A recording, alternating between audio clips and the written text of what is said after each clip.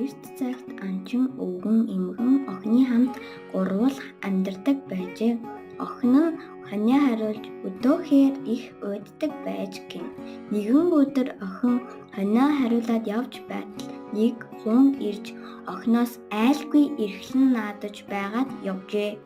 Үүнээс хойш өдөр бүр хүн ирж охинтой наадан тоглодог болсон учир охин ч ганцаар уйдахгүй өдрийн уртыг их хөвгөлтэй өнгөрөөдөг болжээ.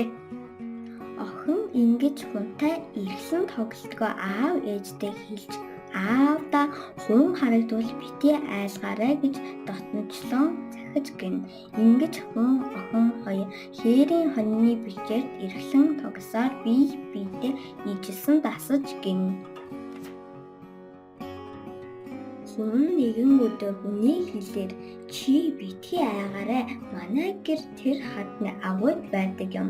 Орой хараад ээжтэй намайг урьж байгааг минь хэлээд очоорой гэхэд охин айж заач гэж хэлэх чадсангүй, үгүй ч гэж хэлж чадсангүй гэж татгалзаж чадалгүй гэртээ ирж гин.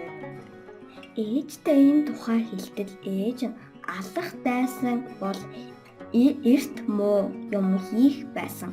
Өдийг хүртэл эв найртай байсан нь нэг л учиртай байлгүй очдоо гэж гин. Тэгээд охин ээжийнхээ зөвснөр агуйд нь ирэхэд тун шувуу нь хүн болон хуурч гин. Ингээд тун шувуу агуйда болон гадаа шувуу болон тэр хоёр ижилсэн дассан байлаа. Нэгэн өдөр тэр нутагт нь их баяр наадан болж гин. Хүн ээж охин хоёрт сайхан хувцас, сайхан морин тэрэг бэлдэж өгөөд овуулж гин. Наадам дээр ээж охин хоёр шиг гой хүн байсангүй. Гэтэл наадам дээр нэгэн сайхан залуу охинд хайр сэтгэлтэй болсноо хэлж гэргийгээ болооч гэж гуйжээ.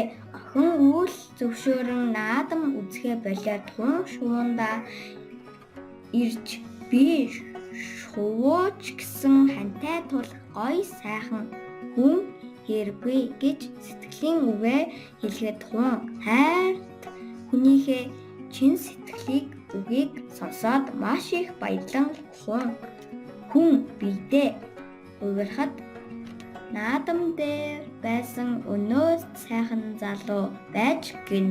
Ингээд тэр хоёр айл болон амьдарч амар сайхан жаргасан гин.